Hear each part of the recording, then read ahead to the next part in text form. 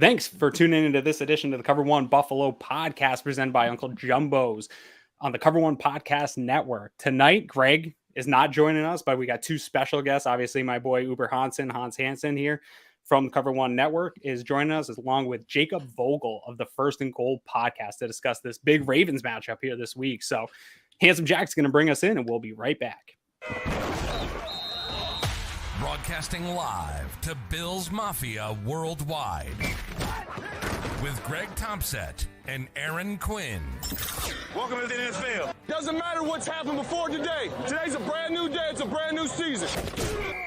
Your number one podcast for objective Buffalo Bills coverage. No matter where you are, we got you covered.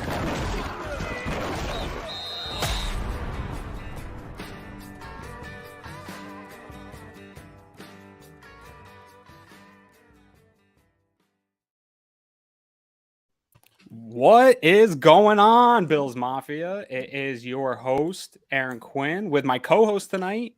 Normally, I would have Greg Thompson introducing with the, I was going to do Greg's, but I keep messing it up, so I'm not going to do his intro. I got to come up with my own at some point. But in place of the beautiful, handsome Greg Thompson this week, we have Hans Hansen here, Uber Hansen. How you doing, my man? Hey, first of all, I want to ask before I ask even how you doing. Have you even fully recovered from Sunday yet? Are you moved on to Ravens week here for us? I'm ready to move on. Right. It's been enough of like the negativity and like the downturn of losing. I don't really think as a fan base we've learned how to lose yet when we have a good team. I think we need to learn how to do that. So yeah, I'm ready. Let's just get to the Ravens. Stuck in the drought a little bit, right? Yeah, some of the excuse Yes. making and stuff. I agree. It's I agree, and it's the team is on the same page as you, and I think we are as well. So I'm excited as well here to get over that loss and get into Ravens week here. Before we introduce our guest here, Hans, you've been a member of the Slack of our Cover One team now for a while and a member of the Slack channel. How is it that people can help us the most here when it comes to Cover One? What would it be? Yeah, I mean, subscribe to the One Pass for sure. Exactly, That's my one man. thing. You know it. You can subscribe to the One Pass here. It's once insider access here for Cover One. It is really what keeps us going. You get access to the Slack channel, which is got all the contributors to the Cover One network, all of our fans in there, everybody that's a member chatting all throughout the week. Big time on game day, leading up to the game, during the game, post game. That thing is popping off. So if you're a Bills fan that's displaced somewhere and you want sort of a group, a community that's not Twitter where people are attacking you for ideas, that's the place to be. Especially we have in-depth analysis, including scheme play, player breakdowns, scouting reports, analytics analysis. We got a huge slate of writers that are putting out great content that you can only get if you're a One Pass Club access member. Head over to cover1.net/OnePass, $57 for the year. Hop in. It's going to be the best $57 you've ever spent. And it keeps Cover One going and bringing you the content you love. But that's out of the way now, Hans. Let's get into it. I had to ask around. Greg sent me to Jake Vogel here. Here, I'm going to bring him in, pull him in here, and then switch the brand. Here, how you doing, Jake? Greg introduced me to you. I haven't even had a chance to listen to your podcast. So come in and tell us who exactly you are, because I trust Greg, but now I gotta hear who you are from you, my man. Yeah, man. Thank you guys so much for having me on. I'm a big time Ravens fan. I'm also a big college football guy. So I live in Athens, Georgia, UGA fan, and I am very much into the draft. So I've been following you guys from afar for a while and have recently, interacted with Greg a good bit. So I do a podcast with Jay Andrews called First and Goal Pod. You can find us anywhere you get your podcasts. We just go over the betting odds for games. So we'll talk about the money line, the over under, the spread, and kind of get you guys set up for making any bets or, just having fun with it. So that's the podcast I do. And I occasionally will be a guest on random shows, usually for the Baltimore Ravens. Yeah, no, I love that. And we'll get into some of the betting stuff here later as we get out. And people can look forward to some of what you're doing and probably in line with your game prediction here before we get you out of here today. But before we get into it, I wanted to ask your sort of overall thoughts here. We're 3 weeks in. Ravens in the preseason, this was the team I was super hot on, right? Like, can this team stay healthy? If they can stay healthy, Super Bowl contender written all over, right? And they come in a little banged up at corner right to start the year, but nothing like we saw last year, and things are clicking. Lamar's looking great. So how as a fan base, interacting on Twitter, that whole content creator community, the national media just seemed to start picking up on the Ravens here this last week. But where are you guys at with the Ravens? How excited is the fan base right now? I mean, it's extremely exciting to watch them on the offensive side of the ball. And it seems like Lamar Jackson is just taking another step. We saw glimpses of it last year. Not a lot of people in the national media really covered it, but Lamar Jackson was growing leaps and bounds as a passer, even in 2021 when we had all those injuries. His average depth of target was leading the league or near the top last year before he kind of got sick. And then we played Miami, had a terrible game, and things went downhill with injuries. So, he picked up where he left off, and I think continued to make strides, working with Adam Dedeaux, a really good quarterbacks coach in the offseason. And this offense is really clicking. I know Ravens fans don't love Greg Roman. He's not the most popular guy in town. Bills fans don't love him all that much either. Just so we can clear that out. So I think, he is doing a better job this year. And also the guys that they have complimenting him in the offensive room are really helping out. Keith Williams, T. Martin, those guys definitely, making the passing game that much better. So it is extremely exciting watching them, but the defense so far has been kind of feast or famine. They're going to be very reliant on turnovers, which, in today's NFL, most teams are. It's not quite the same as 10, 20 years ago where you could really expect certain defenses like Baltimore to, keep teams down to 200 yards a game through the air or on the ground, in total. But now it's really not looking like that. They're very much going to be relying on Marcus Williams and Marcus Peters to, get some interceptions and hopefully a couple punched out footballs from Marlon Humphrey. Yeah, and I was going to ask you, with the way Lamar's playing right now, he's absolutely playing incredible. I think he's playing the best out of any quarterback in the NFL at this point in time, and that's coming from a Bills fan who absolutely loves Josh Allen. I'm wearing an I love Josh Allen shirt right now. That shirt for the podcast listeners. True. But they've done this without Ronnie Stanley and without James Prochet. J.K. Dobbins is just coming back. Gus Edwards still isn't here. So Lamar's doing this without really his full arsenal of weapons. What do you have? What's your ceiling for this team, at least as it stands right now through 3 weeks? Are you thinking Super Bowl? Are you thinking deep playoff run? Are you thinking division winner? Where are you at with that? Yeah, so I definitely think the Ravens have a good shot at winning the division. Last year, they weren't able to get it done with all the injuries. And Cincinnati fans, they are a good fan base, but good gosh, coming off a 10-7 season, getting to the Super Bowl, they have been difficult to deal with on the Twitterverse. I think the Baltimore Ravens at full strength are better than the Bengals, at least equal to, and I think it's showing so far this year. So I definitely think the Ravens are in a good position to win the division, and I also think they can go on a deeper playoff run this year. It's too early to say if they will be in the Super Bowl. I'm not going to make that prediction, but I definitely think with Lamar Jackson being at full strength and, the rest of that arsenal kind of filling out, they can compete any given week against any team. And I know Buffalo is probably the best team in the NFL currently, even though they just, had a back and forth game with Miami that didn't go your way. Yeah, no, for sure. And Hans' question here sort of leads me to the next phase or place we're going with this, which is the injury updates. I got a long list here to talk about for the Buffalo Bills when you're done, but I haven't even had a chance to look at the Ravens. We know that decimated your roster a year ago, and obviously a bit of a scare to start at the cornerback position. But anything new come up? Anything you guys are concerned about going into this week, or anybody looking like trending in the wrong direction? Yeah, so there are a couple obvious ones that came from the game this past week against New England. Patrick McCary, who was, our super sixth offensive lineman coming into the season, he got paid. He was filling in for Ronnie Stanley, but actually Jawan James went down in week 1. And then we got Pat McCary in there.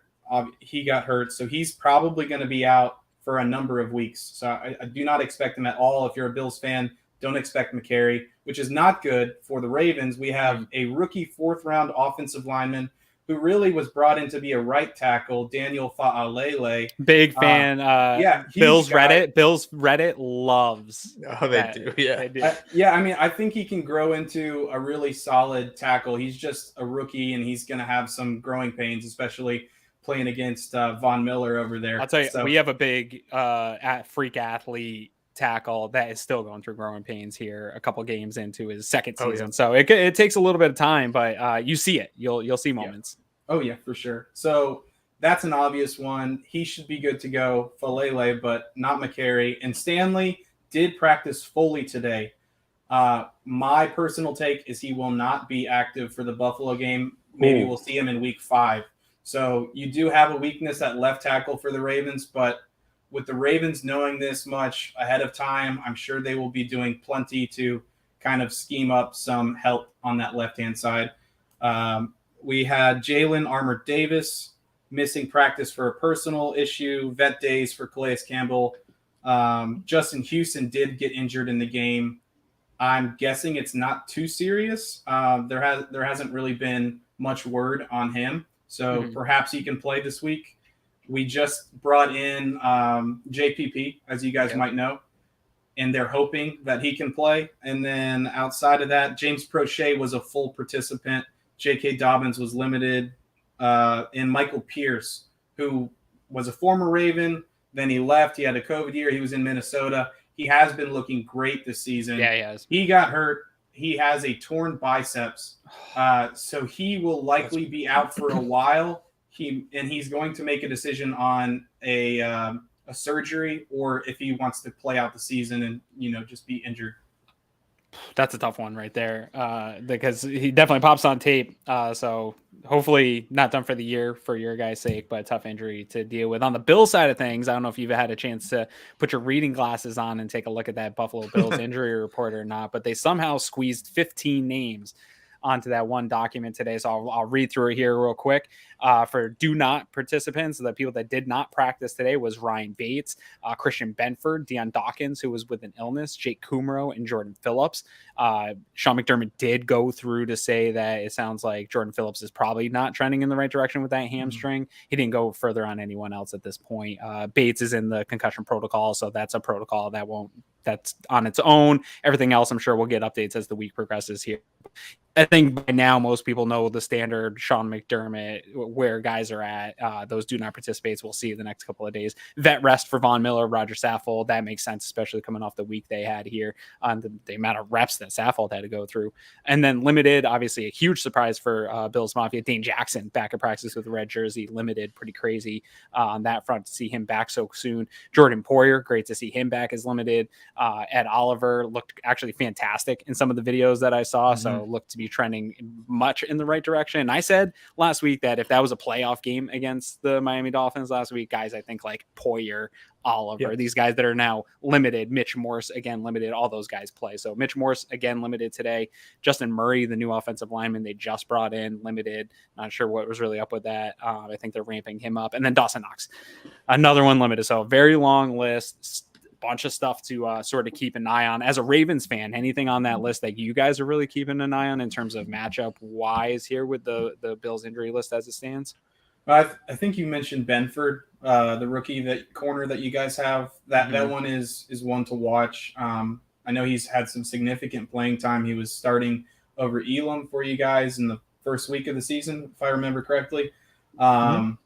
So, having as many quality corners and players in the secondary out there could be relevant, even though this could be a bad weather game and maybe it's going to be more run heavy. Yeah, and this kind of goes to either one of you guys. Has anyone? I hate looking out at the weather this far out. I live here up in Western New York, and I know that I do it all the time for Bills games. If I look this far out, we're on a Wednesday night here. If I look on Wednesday night for Sunday, it's going to be totally different. It's going to freak me out what I'm going to see, and it's going to be totally different. Is it the same way down there in Baltimore when you're checking the weather coming up? Is it pretty moves around quite a bit, the forecast? I'd say it does. It's just that this case with the hurricane kind of coming through, I'm more expecting the weather to be chalk in the sense that rain is expected now, and I don't think it's going to vary much. Yeah, it seems like there's a wide range of rain expected in a 3-day window, and the game's smack dab in the middle of it. So it seems like there's going to be an amount of rain. Good thing for Bills fans to know, and Sean McDermott's going to appreciate this. The Ravens play on grass. So while it might get a little bit slippery and stuff, I think the risk of injury playing in the rain and slippery conditions will be good. Because I do think, we'll talk about it a little bit later, Hans, you and I, that injury report with weather could make some weird things for this game. Yeah. The Bills handle some of that. And I'm going to be at the game, so I'm very interested in the weather because I don't want to be sitting out there in a torrential downpour. Now I will, I'm going to if it's downpour, but nothing's worse than a rain game, though, man. No, I'd rather snow than rain. Yeah, you would. But I'll say, I've looked a handful of times and I've seen everything from 100% chance of rain, and then I've seen somebody post there's a 2-hour window where it's not supposed to rain from 2 to 4. So hopefully we get that window where the rain stops at least for part of the game.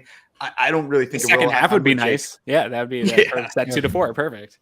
Yeah, I don't know. Yeah, this weather's going to play a role this week, which kind of stinks. Most importantly, are you going to be grabbing some crab cakes? Yeah, I'm going to be eating a lot of seafood when I can, and also a lot of alcohol, which that's par for the course for me. So fantastic. I like to hear it, man. Well, I didn't know. Congratulations on going to the game. That's a cool one. That's one I'd like to do. Check off the list with the boys someday. So congratulations on that. All right, Jacob, you ready here? We're going to dive into this. We're going to take turns here. Hans, I'm going to take over for a second. I'm going to be delicate with him, and then I'll hand him back over to you later here in a second. Jacob, you and I here, we're going to go over the Bills offense versus the Ravens defense here. All right. Sort of some overall real quick for the fans listening. This is a weird defense, right? So this Wink Martindale defense for years here in Baltimore. And then all of a sudden you guys kind of part ways with Wink Martindale. He joins our friend Brian Dable up in New York, and they're looking pretty good. So I'm happy for him. The defense itself doesn't really change, right? With Mike McDonald, you guys kind of just brought in a Martindale protege to continue sort of to run the defense, but the results right now aren't looking the same, even though a lot of the pieces look the same. A lot of the types of players look the same right now. These 3 games in, the results aren't the same as we've seen from Ravens defenses of the past. Is it cause for panic within the Ravens fan base, or is this just a too small of a sample size and everything's going to kind of sort out? I definitely think it's a mixture of both of those things. The defense has not been great by any stretch of imagination. They have struggled against the pass a little bit. They struggled against the run. I think they're 24th or something against the run, and 30th or 31st against the pass. So if this was an ideal weather situation, I think Buffalo would put up tons of offense, and we can get to the offensive side of the Ravens later. But to answer your question, I think the defense will get better in that the sample size is small. It's just so far it hasn't been up to the standard, and I think there's a number of reasons for that. Yeah, so real quick, just so for people listening, and we'll go over this again later when we run through some of the matchup stuff. I'm a big fan of Football Outsiders DVOA when it comes to team rankings, and so they have for DVOA defense overall, Ravens are 18th in the NFL. Pass defense, they're 15th, and run defense, they're 23rd. So I think that lines up though with the results of the games that we've seen. And when I've only gotten to watch 2 games back so far this week, it creeps up on me real fast. But the last 2 games, you see those numbers sort of match up with what you're saying there. So just kind of to circle that through, let's start with this, really the whole defensive line, because I think here in Buffalo, and definitely on this show, the Cover One Buffalo podcast, we talk a lot about the Bills defensive line and the rotation on our defensive line and being best in class in the NFL and all that stuff. And I look at this, especially on the interior of this defensive line, although with Michael Pierce and that bicep injury, it definitely changes things. But that interior of this Ravens line, one, their ability to just continue to find guys through the draft and get the right type of guys in this team is astounding. And just, they always seem to every time we come up on a Ravens matchup, I look through this interior line and it is just stacked 4, 5, 6 guys deep every single year. One, how do they do it? And then just kind of go over this group right now and how they're playing so far this year. Yeah, it's just one of those things where your team, their front office, has been doing it for so long, and I just feel like that is one of the position groups that they are really good at identifying in the draft, and they are pretty good at developing those guys. So it's just par for the course for the Baltimore Ravens to have a nice, deep defensive line. And losing Michael Pierce is a big blow, especially since I thought he was playing the best out of any of our interior defensive linemen through, the first 3 weeks. But although Jones is looking the more reps he gets. I love Travis Jones. We just had him in this first game. Yeah. So he didn't play against the Jets or against the Dolphins. But yeah, I'm very excited for Travis Jones, and I think he can fill in playing a good amount of nose like he did at UConn. I love Calais Campbell. He played way too many snaps this past week, and he got banged up in the game and went back out there.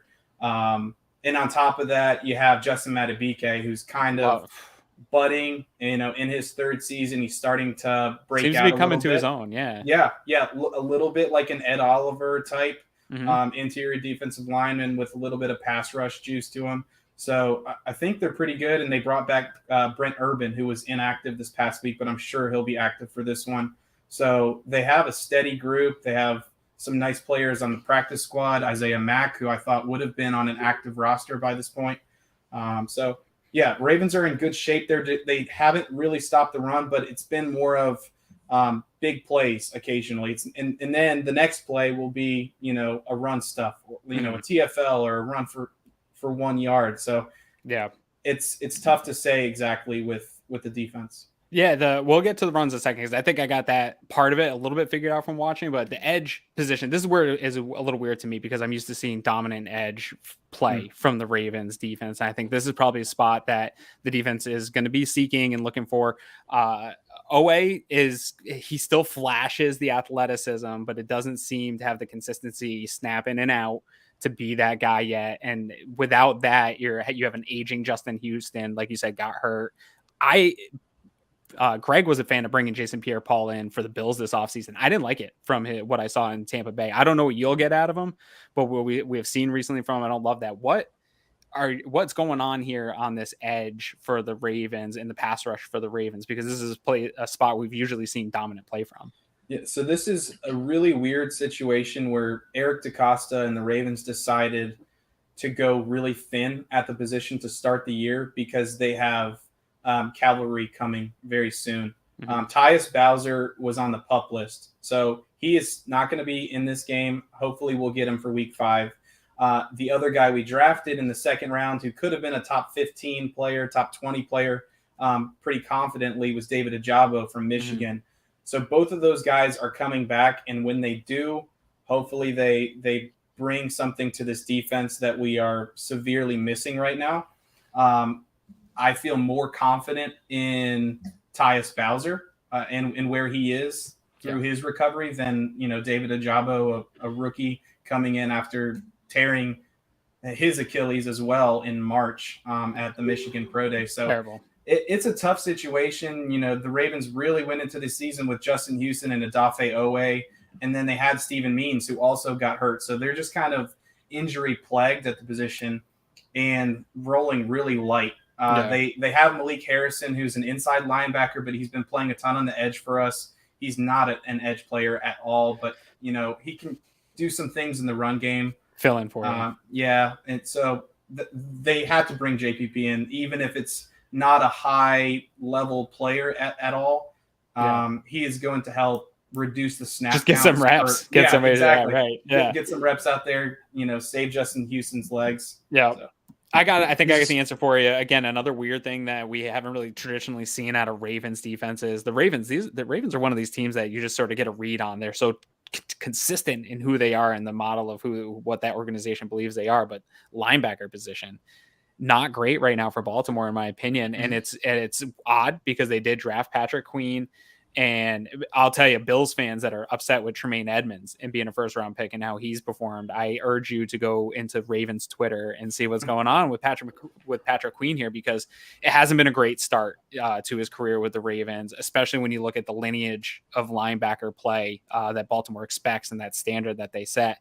Lots of athleticism. But I think this is the issue when you talked about the issues with the run game is the linebacker play. I don't think there's a lot of discipline. I think there's a lot of sloppy eyes with the linebacker play and a lot of just overshooting stuff. And I think this is where the Bills in this matchup are going to attack the most of the Ravens defense. Yeah, I mean, I agree with that 100%. Patrick Queen is one of those guys that, they took in the first round. He's he's a thinner, fast, athletic linebacker that hasn't figured it out in coverage, which is where he would ideally be very strong. And he's not big enough or powerful enough to be this force against the run either. He's not a thumper whatsoever. He's not the best at getting off blocks.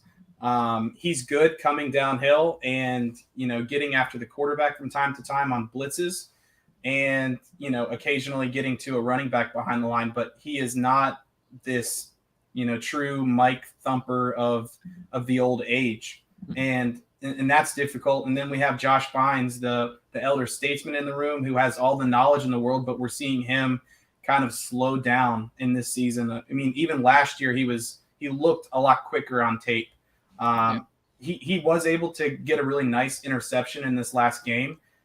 He's still, really savvy, really smart, but not the most athletic guy. And then Queen still hasn't figured it out in coverage. So I think the Ravens are going to lean more into that dime defense with Kyle Hamilton, the player that they took in the 14th overall this year. They have Chuck Clark, they have Marcus Williams, they even have a guy, Geno Stone, who's a pretty savvy safety as well, that I think eventually they can get into some more dime quarter looks where you take these linebackers off the field because they are going to be a liability in coverage. Yeah, for sure. Now I want to lump that whole DB group in as a whole here. Outside of Lamar Jackson, this is my favorite part objectively of this Ravens team. Is I'm a absolute fanatic of Marcus Williams and his style of play and watching him play. Fun to watch. Bills fans, we hype up our own safeties, but he's up there. He's in that tier of just phenomenal safety play in the league. Chuck Clark, real consistent. You know what I mean? I don't know that he's up there in that top echelon anymore, but I think he's a very consistent dude. And then I'm interested to see how that kind of Kyle Hamilton experiment continues throughout the season here. But Marlon Humphrey, another dude I absolutely love. I love the way Marcus Peters plays the position. Like, this is a group that isn't always necessarily a consistent group, but they make plays all the time. They're always making plays on the ball, and they're super aggressive, and you can't slip up and make mistakes against this group because they will take it to the house on you. How fun is it to watch this group? And then how are you guys dealing with some of that issues of Fuller getting hurt and kind of filling in beyond the top end stars that you have in the back end of that defense? Yeah, so the Fuller injury definitely hurt. Coming into training camp in the preseason, the opinion of Kyle Fuller wasn't super high, from a Ravens fan perspective. And he wasn't really moving heads at all. Turning heads in training camp wasn't looking great. Finally, at the second to last preseason game, he intercepted a ball, started looking a little bit better. Plays in the first game against the Jets, is looking good, and of course he tears his ACL and is gone. You really see the lack of intelligent corner, experience. I would say experience more than intelligent. Experience corner depth on this team, because the Ravens had to turn to two rookies who they got in the fourth round this year. Pepe Williams, who I really love, kind of a nice nickel corner that can, he's sticky in coverage. He's just an undersized player. And Jalen Armour-Davis, who, has been off and on injured throughout his career in college and now in the NFL. So those guys are not quite cutting it yet. I think Pepe is a lot closer, and hopefully Jalen Armour-Davis can figure it out, and getting this early experience will help us later in the year.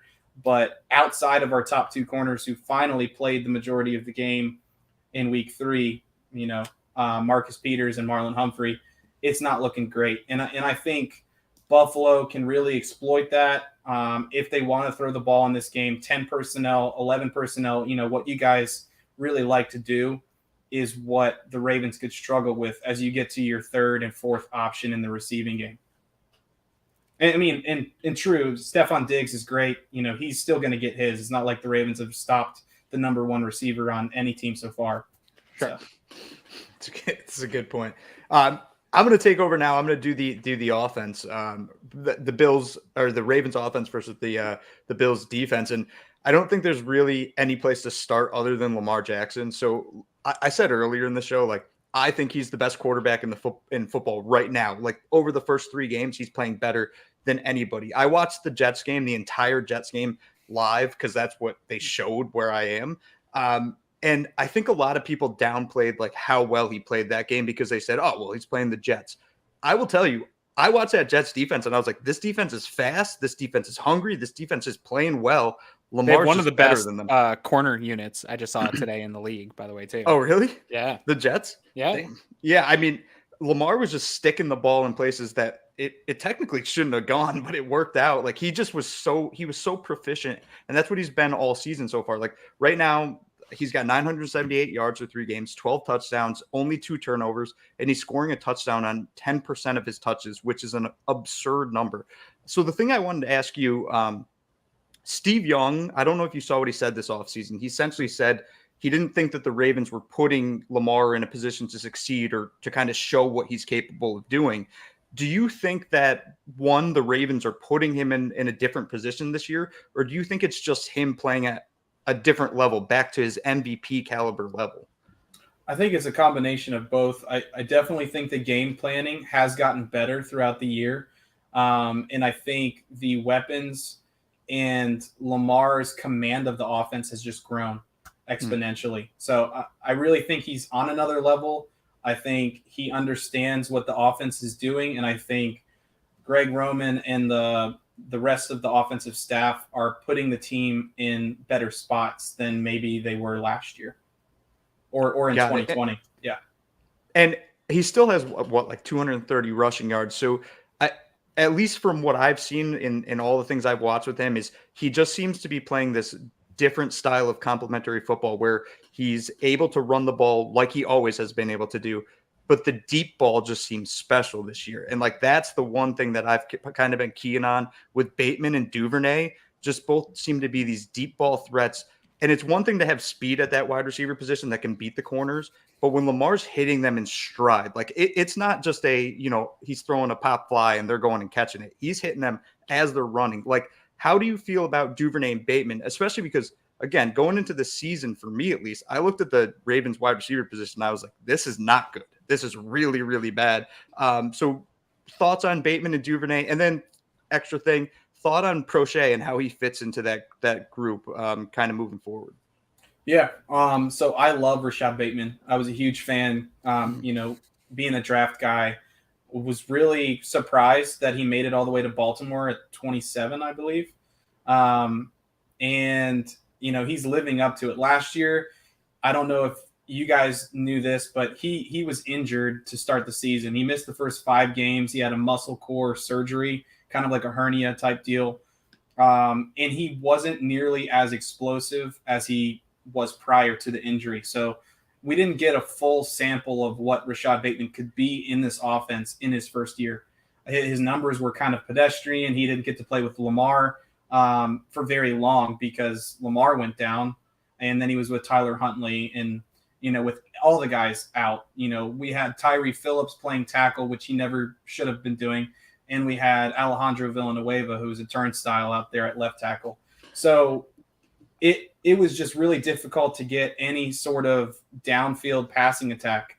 And now that we have some healthier players, Rashad Bateman had a full offseason, you're seeing the fruits of that labor. And Devin Duvernay was one of the guys in Ravens circles.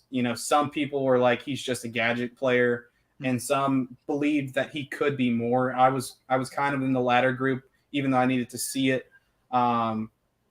And he's really proven it. I mean, through 3 games, he has 3 receiving touchdowns, 1 return touchdown. He's a heck of a special teamer, but he's really showing that he can be that third option in the receiving game. And then to get to your point, James Prochet is a good wide receiver. He hasn't had much time this offseason. He's been off and on injured, didn't play in the preseason at all, but he did work out a lot with Lamar in the offseason. So their chemistry should be fine when he gets back to full speed. And he's just another one of those slot players. He can occasionally play outside, but he is a chain mover. I think that's what his role is. He's really good at, some quick outs, some quick ins. He's just kind of, what you look for in a traditional slot. Yeah, and that kind of leads me to when you talk about Prochet, like he could be that slot guy or move outside, but in reality, at least from what I've seen, again, and correct me if I'm wrong here, they go tight end heavy or running back heavy. Like that, Right. they don't want to put those three wide receivers on the field. They want to put Mark Andrews and Isaiah Likely or Josh Oliver on the field and play with them. Like talk about those tight ends a little bit. Everybody knows Mark Andrews. I mean, if he's not the best tight end in football, he's top three for sure. Like the way that he plays football. Josh Oliver, I don't know much about. So I'd be interested to hear a little bit about him. And Isaiah Likely, at least kind of the couple things I've seen from him, he seems to be having a little bit of those like kind of drops, like he's dropping the ball every once in a while, a little bit of rookie issue. How do you feel about Likely and Oliver and how they fit into this offense as well? I really like Isaiah Likely. He was a standout in the preseason. His college tape is awesome. He was much more of a blocker at Coastal Carolina than you've seen at the NFL level, but it makes sense with the competition. He has had some of the rookie struggles with holding penalties, getting his hands too far outside.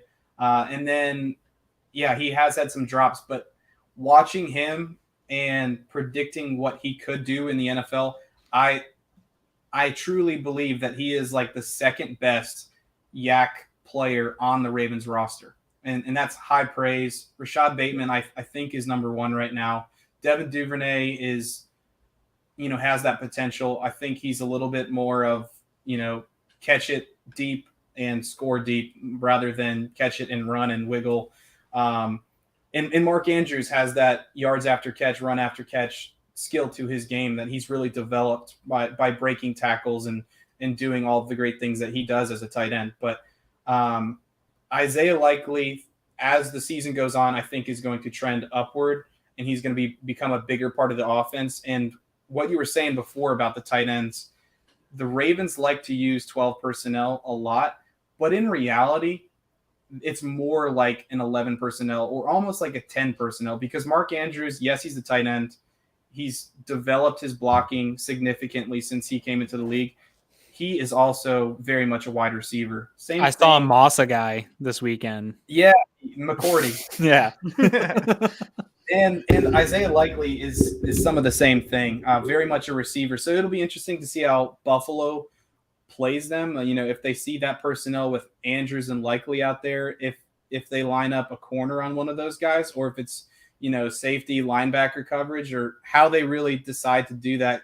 Because if the Ravens can get more linebackers or safeties in coverage, it's an advantage for them. But if they play it more like it's 11 or 10 personnel, then it could be a toss-up there. And then to answer about Josh Oliver really quickly, he hasn't been a special player in his career. I believe he was a third-round pick to Jacksonville a number of years ago. The Ravens traded for him last year. He, played a little bit with injuries to Nick Boyle. Same things going on this year. Boyle is almost back to 100%, recovered from his injury and surgery, but they just like to have the heavies out there. They like to have that option. He scored for the first time in his career last week against New England. So he's not the biggest threat. They haven't used him much in the receiving game. That's kind of where he should be used. He's not the greatest blocker, but he's a body out there. And Greg Roman, as you guys would know, he loves tight ends. Yeah, that's true. And I'll say like this tight end group, at least for me, I'm very concerned about Mark Andrews and Isaiah Likely, like you pointed out. And that leads me to like, if Jordan Poyer doesn't play in this game, my prediction is going to shift one way or another. Like Poyer's my key from a Bills perspective, like the guy that has to, or one of the two guys that has to play. But that's besides the point. I'm going to move to running backs quickly. J.K. Dobbins, like super interested in him, right? He's coming back from his ACL tear last year.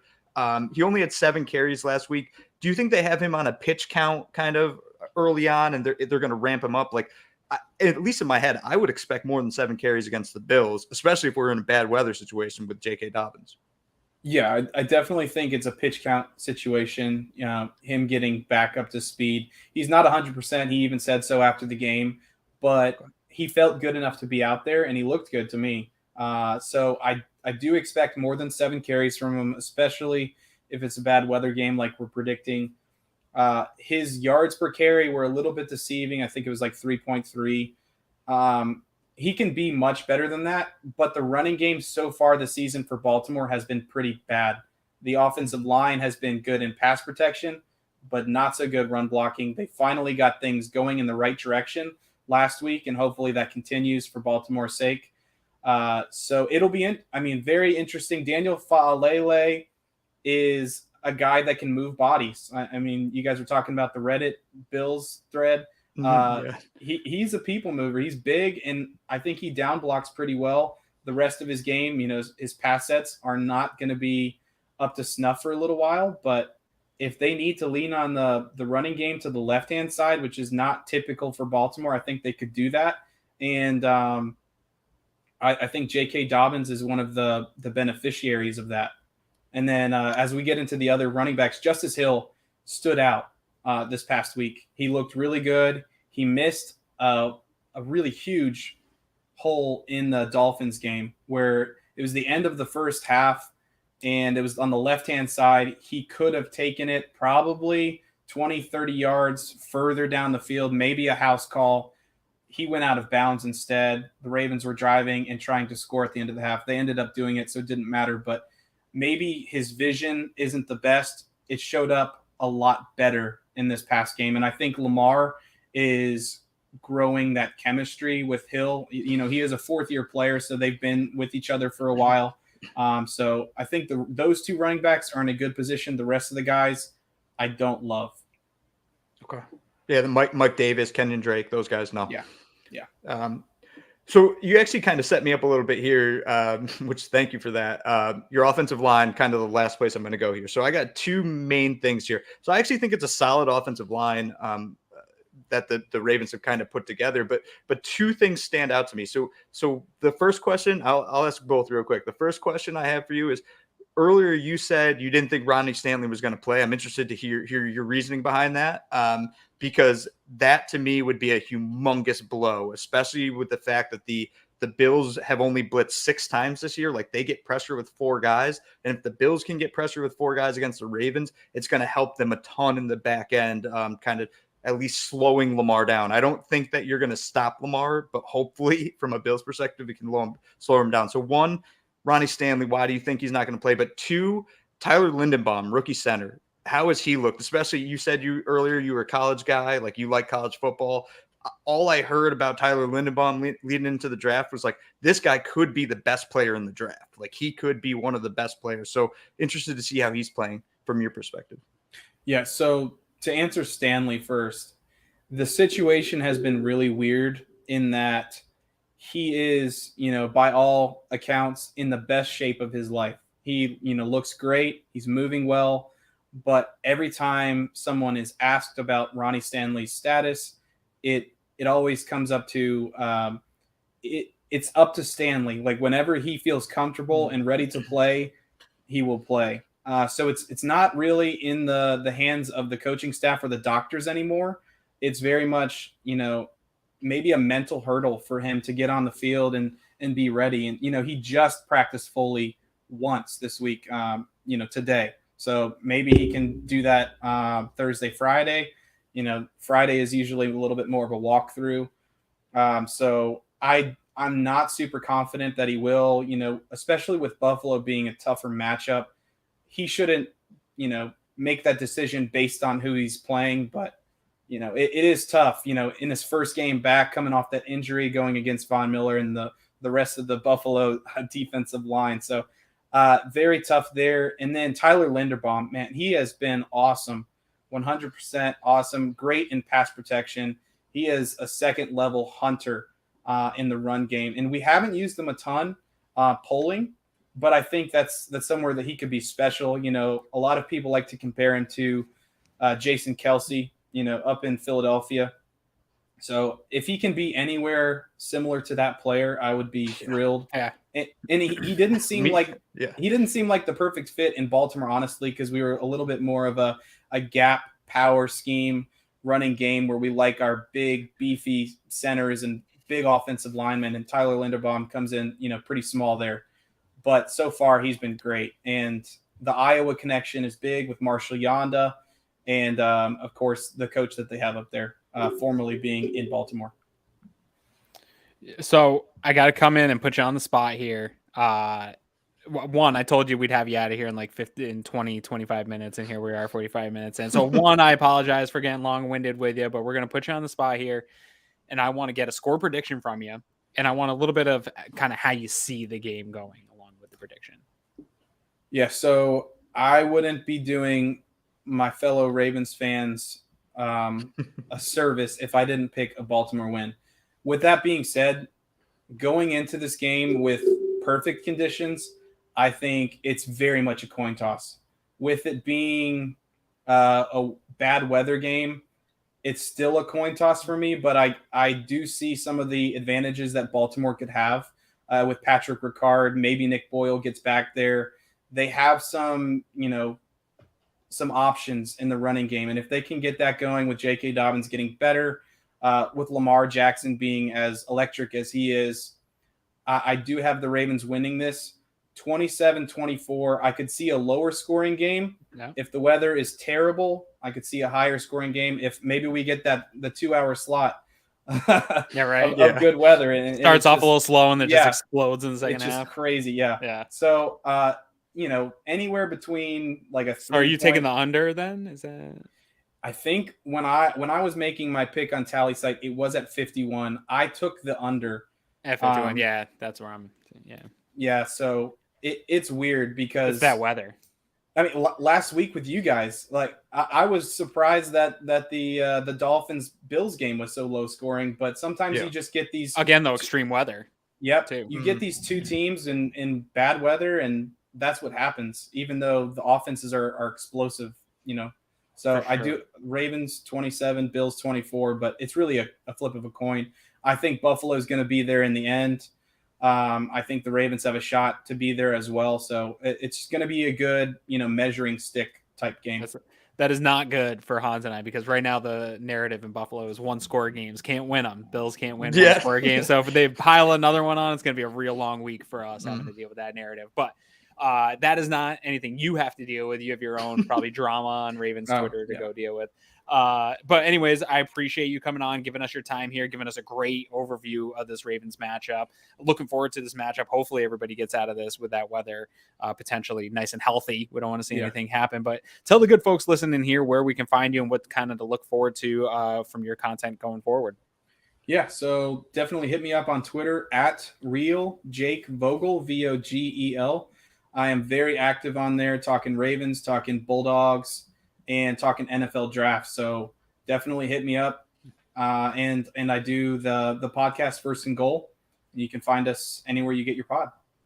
Awesome, man. Well, we appreciate you coming on, and good luck this week, and hopefully everybody stays healthy and you have a great rest of the season. Thanks. I appreciate you guys. Thanks, dude. Thank you. All right, Hans. It's just us, man. You and I. Jacob was a great guest. A lot of stuff to sort of unpack about this game. First of all, give me some of your, we'll get into maybe our predictions here in a little bit, but sort of your overall thoughts, having listened to on both sides of the ball. Where are you at overall with this matchup? Yeah.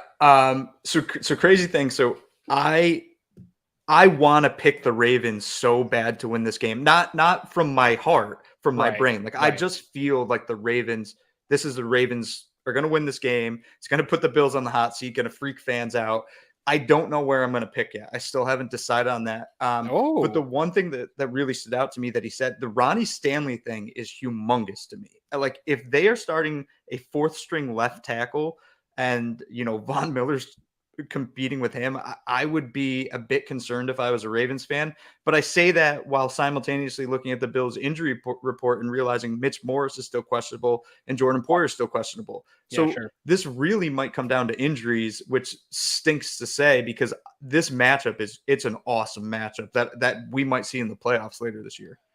Well, to your point, right? Like Bates, Benford. I mean, I think Dawkins, the illness will be fine, right? But Jordan Phillips, those are all do not participate, right? That's not good. And then on the limited side, obviously, you have Dane Jackson, Ed Oliver, Morse, Knox. I think most of those guys will play, but at what percentage are we going to get out of them? I think, the video of Ed Oliver, I think seemed at least encouraging, but you don't know where these guys are at in terms of what they're going to be able to get for reps, how the weather is going to impact the decision to play them or not, depending on the injury, things like that. So this is going to definitely be something to monitor throughout the week. And that's really where I'm at. I did do a prediction that we'll get to when it's time for doing predictions, but I'm going to say maybe that I can change my opinion once I see the actual injury report. I'm kind of going based on how I think it will go at this point. It's just great. Like I've never seen a team this injured since the Ravens last year. Well, so like when he was talking about that, man, it really sunk in my stomach that I don't know that people realize how good the Ravens were because we live in this immediate recency bias where like, if you're not good right now, then we forget all about you. But for them to go into that season last year, get so many injuries and actually still fighting for their division, but just not the team that we're used to seeing, that dominant team. And then to come back healthy, you really sort of see that in this Bills injury report. And hopefully some of these guys start to heal up, but it is feeling oddly familiar to what the Ravens dealt with last year. And I'll say, like you, like I coming into the season, I thought the Ravens were a very dangerous team. They were one of like the 8 teams that I saw could win a Super Bowl. Like I thought the Ravens were that good. Like I have them winning the AFC North. Right before the season, I tweeted out just to start a little firestorm, something I honestly believe, which is the Bengals will not make the playoffs. I agree. And that drove people a little wild, but I'm like, look, the Ravens are a better team. Like the Ravens are going to win that division. Why should I think the Bengals will? This Ravens team's just, it's a good team. It was really good talking to him. Like kind of the way he kind of spoke about all this, it kind of just validated everything I believed. Like the tight ends are dangerous. The wide receivers' speed is dangerous. Lamar's playing at a whole nother level. The one thing I'll say is like the defense isn't playing well, but they have the talent. Like all the talent's there. So I'm almost like at some point it has to regress to the mean. I think to my point, I think linebacker is really important to that defense. Not good. Edge, not like they have some high end talent, but it's not complete throughout. You have some big holes there, and I think that's what's killing them. Real quick, overall stuff about this matchup. It's hard. I didn't make the graphic for it this week, so people listening or people here watching on YouTube, might not be a fun exercise for you, but I'm going to go over some just overall data sets here. We talked about DVOA a little bit earlier. If you don't know what DVOA is, we have a great episode with Aaron Schatz where he explains it, but it's defense variance over adjusted. Basically, it compares you amongst your peers and how well you perform in football games. And there's a bunch of other sets that it goes through, but we'll go through overall DVOA. The Buffalo Bills right now in the NFL are first. They haven't budged even after that Miami game. The Ravens creeping up, they're third right now in overall DVOA. I think they started the year at like 17th, 14th or something, 16th maybe, and have come up all the way to third. On offense, the Bills are up one spot from last week. They're up to 6th. They were 7th a week ago. On their pass DVOA on offense, they are 5th overall. That's down 3 actually from a week ago. And offensive run, 32nd in the league, down 1, not good. Well, obviously something we've had to talk about here all year so far. Ravens. This is the second week in a row now the Bills have played. Last week they played the second best offense according to DVOA. This week they're playing the number 1 offense according to DVOA. Ravens hold the number 1 offense. They held the number 1 pass offense. Again, last week the Bills played the 4th best pass offense. Tough time to go through the injuries that they have on that back 7 right now when you're playing these high potent offenses. On the defensive side of the ball, Bills are second. They're down 1 spot. They were first last week. They were still first in weighted DVOA. They're second in pass DVOA, which stayed the same, and they are 5th in run DVOA, which is down 2, but they're still top defense in the NFL. Defense for the Ravens, again, I said it earlier, they're 18th overall, 15th in the pass, 23rd against the run. Special teams, this is probably one of the most underrated, talked about things about a matchup like this is going up against John Harbaugh's Ravens. Number 1 in special teams in DVOA. Always good. Justin Tucker might be the best kicker I've ever seen in my life. I'm not sure, but he's got to be in that conversation. Always sound Duvernay taking them to the house. And this is an actual special teams that you have to spend a lot of time getting ready for during a week. Bills are 8th in special teams, so they have the advantage there. Bills have the advantage on defense. Right now, Ravens have the advantage on offense and special teams. Super Bowl odds, according to DVOA, Bills still hold first. Ravens are the 3rd best DVOA Super Bowl odds. I don't think Bills fans realize how good the Ravens are in a lot of metrics. PFF Doesn't agree, actually. They're not, the PFF ratings are not high on the Ravens. Right now, Buffalo is first overall, second on defense, and fifth on offense. Ravens are 10th overall, 27th on offense, and 22nd on defense, according to PFF. No. Pretty crazy stuff here in the team comparison matchup. Anything stand out as I read those through to you? I think it kind of exactly the conversation that we just had, right? That defense is the one, the Ravens defense seems to be the one outlier, at least statistically, and it shows up a little bit.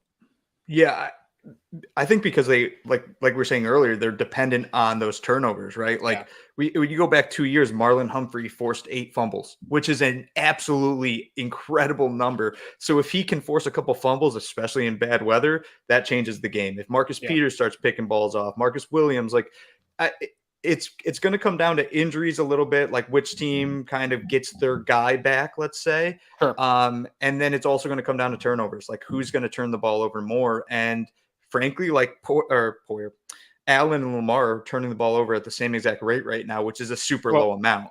But yes, so I have to circle back here real quick. Yep. We're going to run a little late on this show, and I hope that's okay for everybody here watching. We're going to run a little late because I gotta call you out here while I got you on the show, because twice on this show that you said Lamar Jackson's the best quarterback in the NFL, playing the best.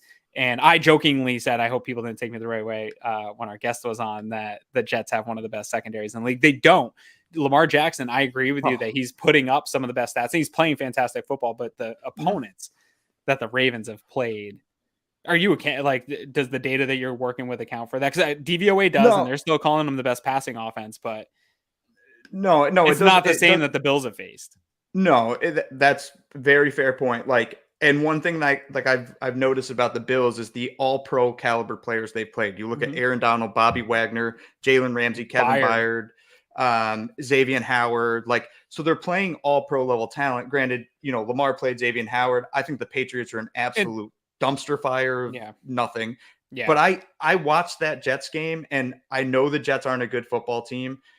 They were playing out of their minds that game. Lamar was just shredding them. So when you look at it and you compare Allen and Lamar, I think it's splitting hairs at the end of the day. Who's the better of the two? They're both nightmares. They're both nightmares. I'm just looking at it like Lamar is he's just playing at a weird level. Right?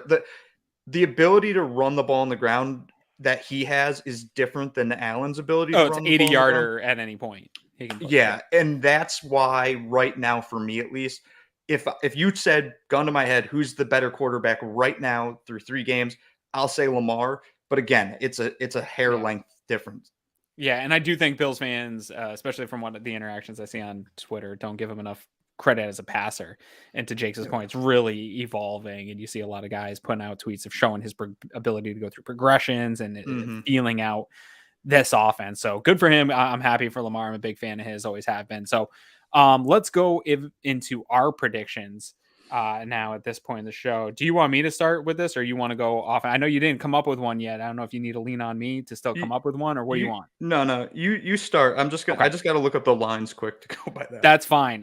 So this game here, I'll take a little bit of time here because I'll give more overall thoughts. I've been thinking about this game a lot. I agree with Jake. I think, well, I don't know if I agree with Jake, because if I would like to see this game played in neutral weather, but the potential of bad weather has a lot of concern for me in this game. And again, I'm not a guy that likes to look Tuesday, Wednesday at what the weather's going to be and fret over it. That's just not my style at all. It's never been my style. But with the way injuries are going and trending for the Bills right now at this time, the way that offensive line looked at the end of the Miami game, having dealt with that Miami game in the extreme weather conditions that they just dealt with, going into another game with extreme weather conditions, banged up.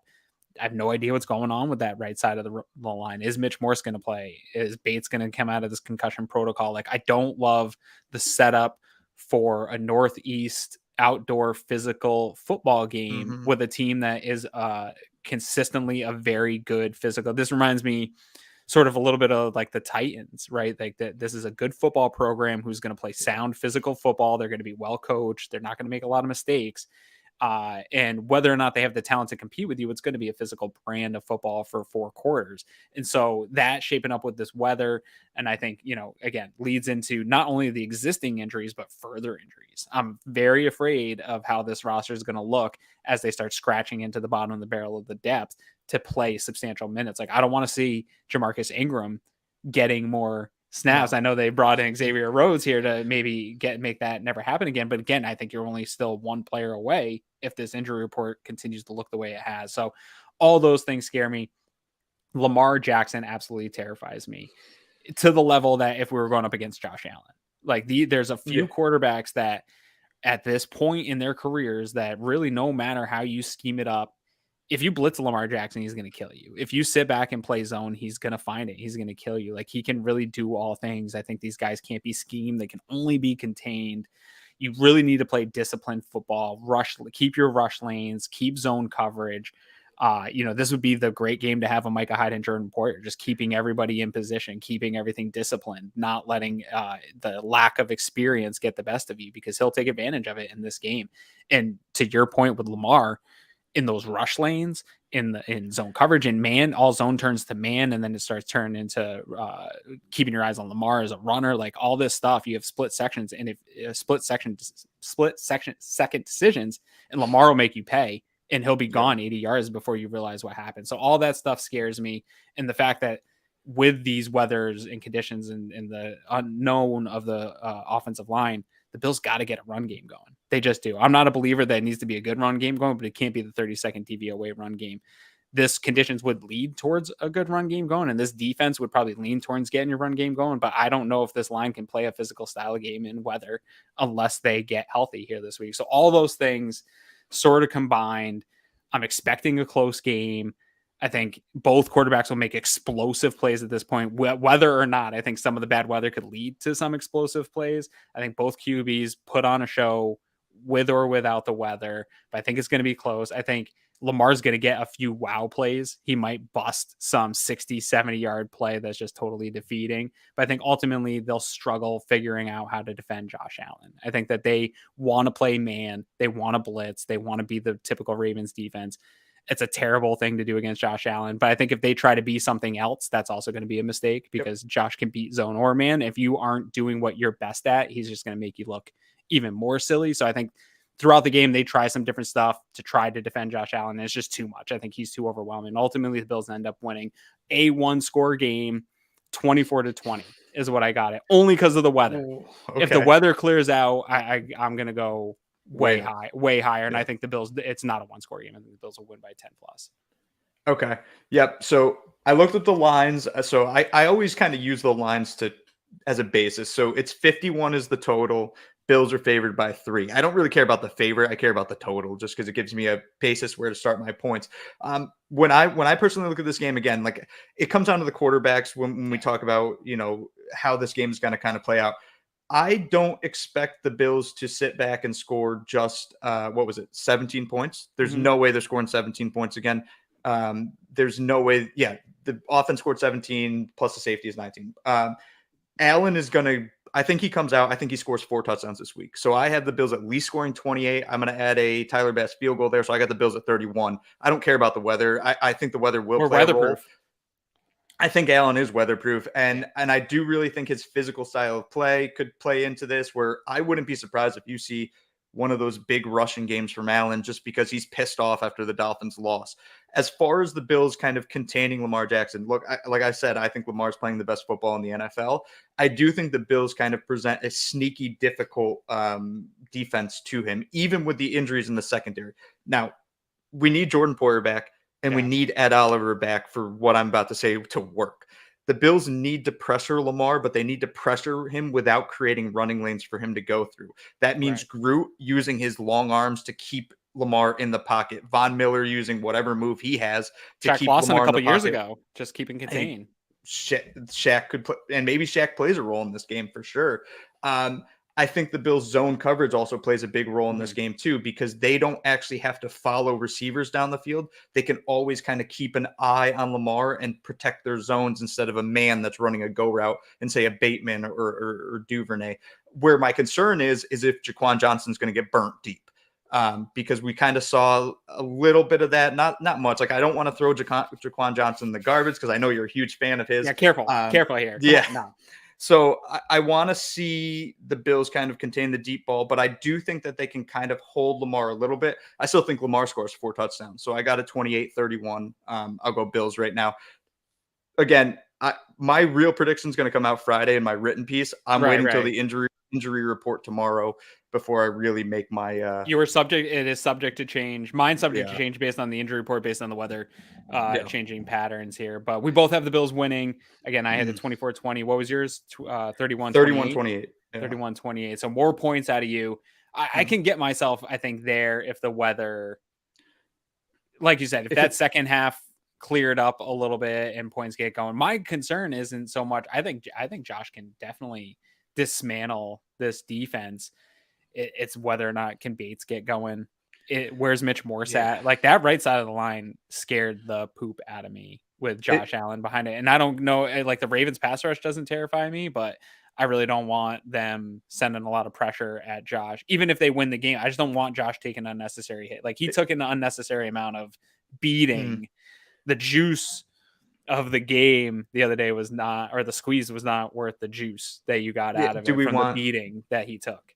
Do we want Van Roten and Bobby Hart protecting him instead of Morris and Bates? No, absolutely not. No. No. And even if it's Morris, slightly hurt and who knows what's going on with Bates, but that is until I know that it's definitely going to be Mitch Morris and Ryan Bates blocking for him, that I am worried that the type of pounding he'll take and having to take over a game, like you're saying, won't be worth the ROI. He can't have a lot of games like this back to back this early in the year. No. So, well, Hans, you talked about, gave us a little bit of a preview of what you've got coming out here Friday. What else can the fans look forward to seeing from you here as we ramp up into Ravens week? Yeah, I mean, you got my preview piece coming out on Friday. It's very long-winded. A lot of like data is thrown in there, and it's written up into like 3,000 words. That's my main thing for this.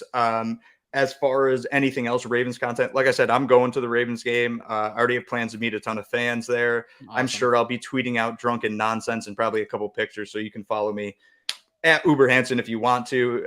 But again, I tweet too much for some people. So unless you want your feed filled by me, maybe think twice about it. I love having my feed filled up by you. I'm looking forward to your piece on Friday. Obviously, that's one I always like. I love all that data filled stuff. I spend a lot of time. You should see my show sheet. Half the data that I compile for the show, I don't even end up using on the show. Like, we just don't have an opportunity to talk about it, but I have a pile of just data going right now. Yeah, I deleted half my stuff already. Yeah. I have on I'll get some tweets out there, though, so make sure you're following me at Aaron Quinn 716. Make sure you're following the whole entire Cover One crew. Any social media platform that you're on, just search Cover One. You'll find us there. Make sure you're following. Make sure if you're over here on YouTube right now that you hit that like button. It helps a ton. It's free. Hit the subscribe button. Make sure that when every show's coming on. Hit the notification. You'll get every show that we do live. We have shows every single day of the week. A great group of dudes going live every single night of the week for you. Also on Sundays, we got a great roundup show on Sunday. So make sure that you're click that notifications bell, so every time Cover One content is live, you are being notified. One last thing, I'm going to hit you up one more time for this One Pass Club access. Again, just trying to keep the lights on here, Cover One for you guys, and we want to make sure that you're getting the ultimate access as a Bills fan on this fantastic season that we're going to ramp up, get back going here against the Ravens, bounce back towards the Super Bowl 57. So make sure you're heading over to cover1.net/OnePass to become a Cover One insider. You get exclusive member-only content, in-depth analysis, including scheme, play, and player breakdowns, scouting reports, analytics analysis, access to on unlimited devices, access to the Cover One community, our great Slack channel, access to the Cover One contributors, guys like Uber Hansen and myself, and behind the scenes content, as well as if you're watching on YouTube, great, cool t-shirt. We got a decal and a cool letter from the crew, all for you for $57 a year. Again, head to cover1.net/OnePass and join today. Hans, I appreciate you, man. Yeah, no offense. Appreciate you. I still love Greg. I'm not moving on from Greg. I still love him, but I appreciate you coming in and filling in a pinch and coming on the show again.